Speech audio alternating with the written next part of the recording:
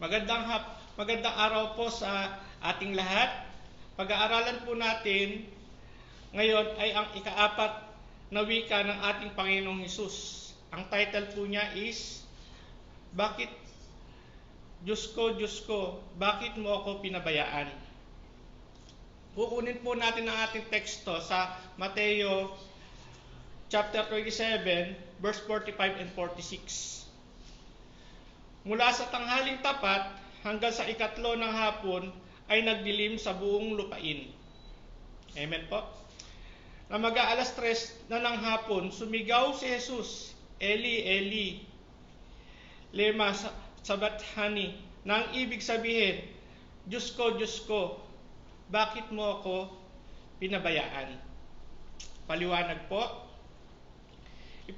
Ipinapahayag dito ng Panginoong Hesus ang kanyang nararamdaman ng pabayaan siya ng Ama dahil ipinataw sa kanya ang lahat ng kasalanan ng sanlibutan.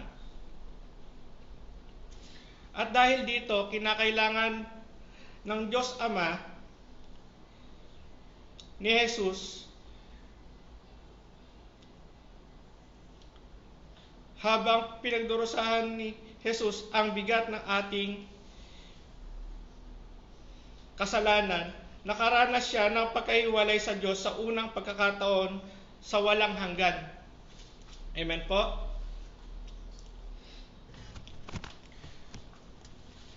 Awit chapter 22, verse 1. O Diyos ko, bakit mo ako pinabayaan? Sumigaw ako ng saklolo, ngunit di mo ako tinulungan. Amen po. Chapter 11, huwag mo akong lilisanin, huwag mo akong iiwan, pagkat walang sasaklolo sa papalapit na kapahamakan. Amen po.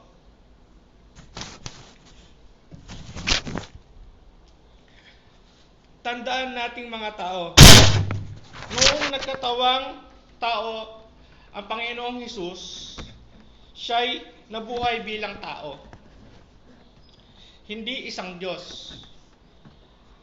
Ang lahat ng nararamdaman ng taong tulad natin, sa pareho lamang sa nararamdaman niya, walang pagkakaiba.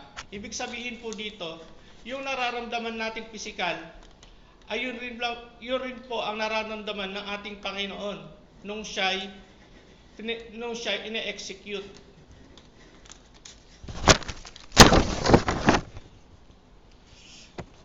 Basahin po natin ang aklat ng Isaiah chapter 53 verse 6. Tayong lahat ay tulad ng mga tupang naliligaw, nagkanya-kanya tayo ng lakad. Ngunit ipinataw ni Yahweh, Diyos Ama, kay Jesus ang kaparusahang tayo ang dapat na tumanggap. Ibig sabihin po rito, ang ating Panginoong Hesus, para upang tayo maligtas lamang, ay inangkin niya po ang kasalanang dapat na ipataw niya sa atin sa sangkatauhan. Amen po. Sa pang-apat na wika ng Diyos, Diyos ko, bakit mo ako pinabayaan? Ang salitang ito ang dahilan kung bakit nagkaroon ng darkness around the cross. Sukdulan sakit ang nararamdaman ng Panginoong Hesus. Bakit po? Bakit sobrang sakit ng nararamdaman ng ating Panginoong Hesus? Dahil po sa bigat ng kasalanan ng sangkatauhan. Amen po. Tinatawag itong supernatural darkness sent by God the Father. Ano ang ibig sabihin ng darkness na ito? Una po, darkness of sympathy, pakikiramay, pakikidalamhati, pakikipag-isa ng damdamin. Halimbawa po, meron tayong namatayan po tayo. Di ba po tayong mga anak ng Diyos, pagka may namatayan, lumalabas tayo ng bahay upang makidalamhati lang o dalawin man lamang po yung yung namatay. Amen po. Ibig sabihin ng Savior was dying on the cross, and all of creation, lahat ng nilalang ng Diyos, was also suffering with the Son of God. Ang lahat ng nilalang ay nag-groaning and traveling. Groaning po, hinagpis na saktan. Yung traveling naman po, pagraramdam, paghihirap ng kalooban. Di ba po, kung halimbawa tayo ay nasa kalagayan ng ating Panginoon at pine-persecute tayo at tayo nasa bingitan ng kamatayan, di ba po, ang mararamdaman natin ay napakasakit. Sobrang masasaktan ng ating kalooban. Amen po?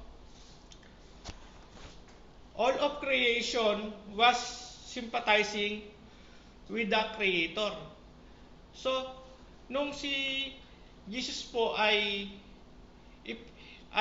pinako na sa krus, napakarami pong saksi, napakarami pong nakikisimpatize sa Kanya. Karamihan po dito is kaaway ng ating Panginoong Hesus. Ang iba po dito ay Kanyang mga tagubilin o Kanyang mga alagad. Amen po? Darkness of solemnity, kadakilaan, katapatan, kataimtiman.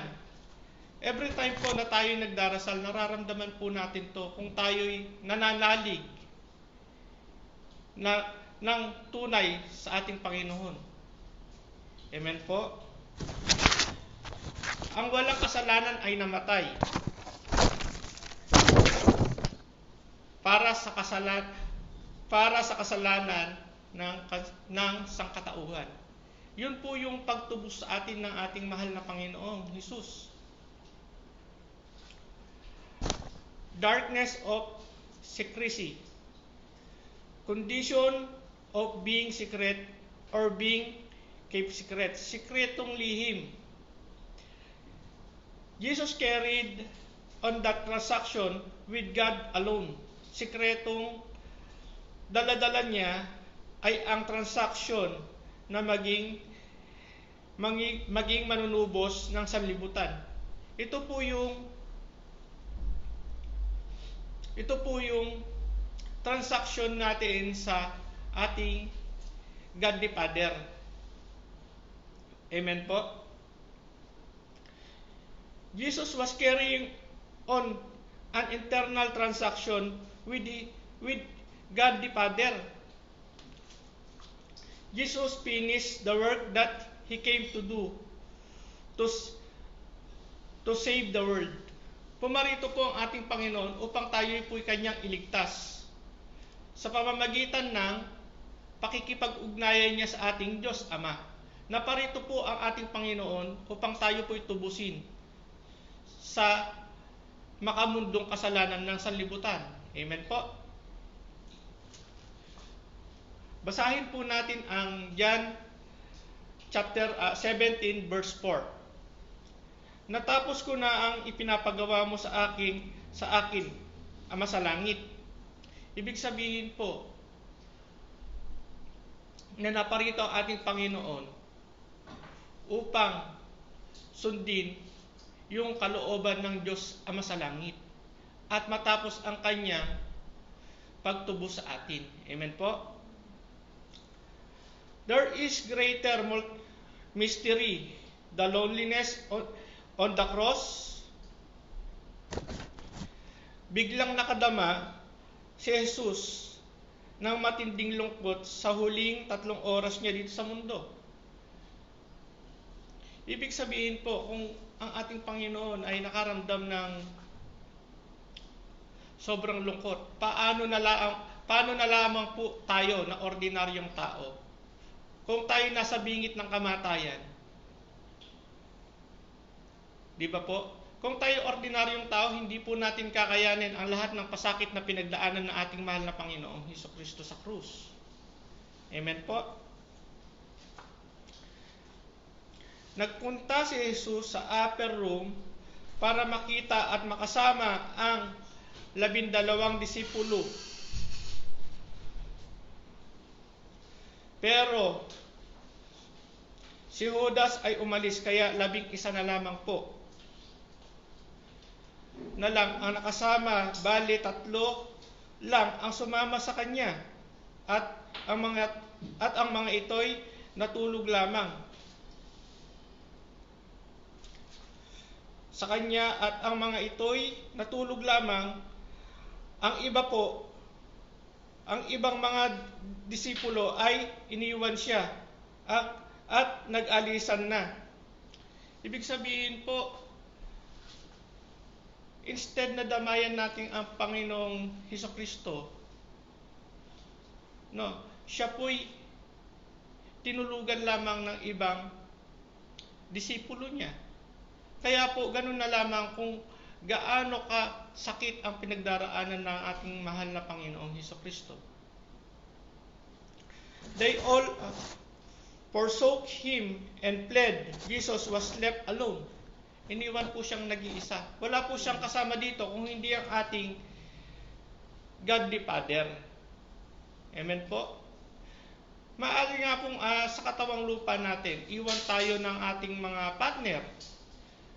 Pero kung tayo po ay nananalig sa ating Panginoon, siya lamang po ang hindi tayo kayang iwanan. Amen po? Hindi siya iniwan ng God the Father, pero noong nandoon sa krus ng Calvary, the Father let him. Doon siya nakaramdam ng matinding kalungkutan.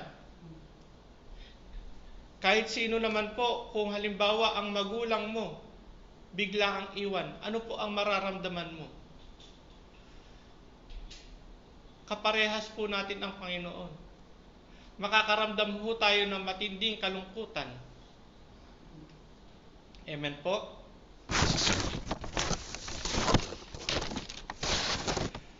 Why was he lonely?